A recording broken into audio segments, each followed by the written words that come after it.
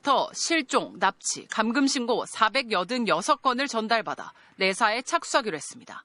MBC 뉴스 박솔립입니다. 자, 그럼 바로 캄보디아 현지에 급파된 저희 취재진 연결하겠습니다. 자, 조건희 기자, 왜 유독 캄보디아에서 이런 일이 계속 발생하고 있는 겁니까? 네, 캄보디아 프놈펜 왕궁 앞입니다. 웬치라고 불리는 캄보디아 범죄단지에서 감금이 이뤄지고 있습니다. 이 웬치는 중국어로 단지를 뜻하는 말인데요. 중국계가 주축이 된 범죄 조직들이 이 웬치의 피해자들을 가둬놓고요. 피싱, 스캠, 온라인 도박 등 온갖 불법을 강요하고 있습니다. 고압 철조망과 무장경비원, 감시 카메라로 둘러싸인 마치 감옥 같은 구조입니다. 코로나19 봉쇄로 카지노 산업이 위축되며 문을 닫은 리조트나 폐공장이 이 범죄단지로 활용되고 있습니다. 국제인권단체 앰네스티는 웬치가 캄보디아 전역에 53곳 있는 것으로 파악했는데요. 주로 국경선과 해안을 따라 위치하고 있습니다. 캄보디아는 베트남과 필리핀 등 일부 인접 국가에 이 무비자 입국을 허용하고 있거든요. 그래서 국경선에 위치하고 있는 게 피해자 모집과 도피에 유리하다고 판단한 것으로 보입니다. 앰네스티가 만난 각국 생존자 58명은 고수익 취업 제한에 속아 캄보디아에 입국했다고 인터뷰했습니다. 한 태국 국적의 10대 생존자는 11개월 동안 감금 상태에서 쇠막대기로 맞았다고 했고요. 또 다른 생존자는 베트남 사람이 온몸이 보라색이 될 때까지 맞는 걸 봤고 비명을 지르지도 못할 때까지 고문이 이어졌다고 증언했습니다. 이런 범죄가 캄보디아 정부의 무기날에 확산하고 있다는 지적도 나오고 있습니다. 미국의 한 싱크탱크에 따르면 캄보디아 사기 산업 규모는 약 17조 원으로 캄보디아 국내 총생산의 절반에 이릅니다. 자, 피해자가 한국인만 있는 건 아니군요. 그런데 캄보디아는 앙코르와트 같은 유명 관광지도 있어서 한국인 관광객들이 많이 방문하는 국가 중 하나였잖아요. 지금 현지 상황 어떻습니까? 위험하진 않습니까?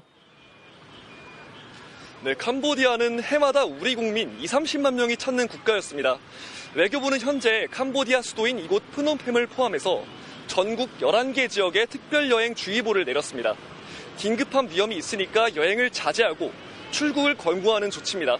이 주의보가 내려진 지역이요, 캄보디아 전체 지역 절반 정도에 달합니다. 범죄단지 감금 피해가 얼마나 심각한지 현지 교민들에게도 물어봤습니다. 정명규 캄보디아 한인회장은 일주일에 구조 요청이 5에서 10건 정도 들어온다고 했습니다. 시아누쿠빌의 한인 선교사는 지난달 말 범죄 조직에 납치된 뒤 고속도로에서 도망친 20-30대 한국인 2명을 구출하기도 했다고 했습니다. 상황이 심각해지자 현지 교민들은 오늘 오후 성명서까지 냈습니다. 캄보디아 전체가 마치 범죄단지처럼 오해받아 교민기업과 상인들이 삶의 터전을 타격받지 않을까 걱정하면서 그러면서 동시에 범죄로 유인하는 고수익 미끼 광고를 처벌해달라, 그리고 국제 공조를 통해 범죄 배후를 뿌리 뽑아달라고 요구했습니다. 지금까지 캄보디아 현지에서 전해드렸습니다. 자, 이런 가운데 지난 윤석열 정부에서 캄보디아에 엄청난 액수를 졸속 지원하려 했던 움직임이 추가로 확인됐습니다.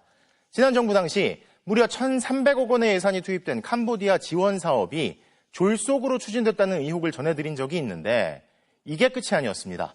박근혜 정부 당시 추진됐다가 무기한 중단됐던 또 다른 캄보디아 지원 사업에 윤석열 정부가 1,700억 원을 지원 결정하면서 타당성 조사조차 하지 않은 걸로 확인됐습니다. 김건휘 기자의 단독 보도입니다. 캄보디아 메콩강 하류의 타크마우시.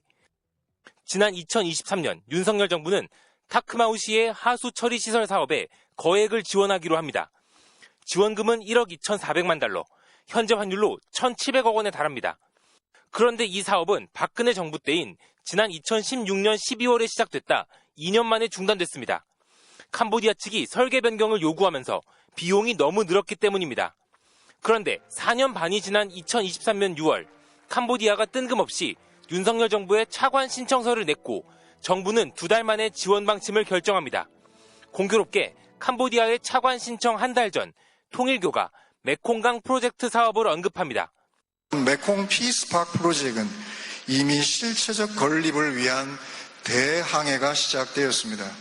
국가 단위 ODA 연대 프로젝트로 진행될 이 프로젝트에 대한 지원 금액도 박근혜 정부 때보다 2배 가까이 늘어났습니다. 사업 비용이 늘어났으니 타당성 조사를 다시 했어야 했지만 수출입은행은 이걸 생략했습니다. 캄보디아의 신청부터 최종 계약까지 단 6개월이 걸렸습니다. 통일교 그리고 김건희로 이어지는 청탁 관련을 지금 특검에서 수사를 하고 있지 않습니까? 이 절차적 문제가 또 드러나기 시작한 단순히 이루어진 차관 승인인 거냐. 수출입은행은 통일교와 해당 사업은 전혀 무관하고 타당성 조사보다 훨씬 심도 깊게 다수의 외부 기관을 통해 적정성을 검증했다고 해명했습니다. 매년 50억 원 이하였던 대외경제협력기금 예산은 캄보디아 등에 대한 지원이 늘면서 작년에 1,300억 원으로 급증했습니다. MBC 뉴스 김건희입니다. 오늘 아침 경기도의 한 아파트 엘리베이터에서 40대 부부와 초등학생 딸이 흉기 습격을 당했습니다. 범인은 아랫집에 살던 남성이었는데요. 원석진 기자의 보도입니다. 경기도 의정부시의 한 아파트입니다. 경찰 과학수사 요원들이 현장 감식을 하고 있습니다. 오늘 아침 7시 20분쯤 이 아파트 엘리베이터 안에서 40대 부부와 초등학생 딸이 공격을 받았습니다. 딸을 학교에 바래다주는 길이었습니다. 한층 아래 15층에 살던 30대 남성이 엘리베이터에 탄 뒤 흉기를 휘둘렀습니다. 엘리베이터뿐만 아니라 이렇게 계단실에도 다친 피해자의 것으로 추정되는 혈흔이 곳곳에 남아 있습니다. 몸싸움 도중 내려가던 엘리베이터가 7층에서 멈췄습니다. 엘리베이터 문이 열리자 아내와 딸은 이웃집으로, 남편은 계단으로 피신했습니다. 애가 있어서 신랑 주려고 하고 그 어머니도 여기로 피신시켰지. 아버지는 아마 1층으로 내려가고. 상황은 급박했습니다. 죽어는 그런 게 들었다가 그 아주머니가 방어하면서 이사 갈게요. 우리가 막 그랬어요. 부부는 크게 다쳐 병원으로 옮겨졌는데 생명에는 지장이 없습니다.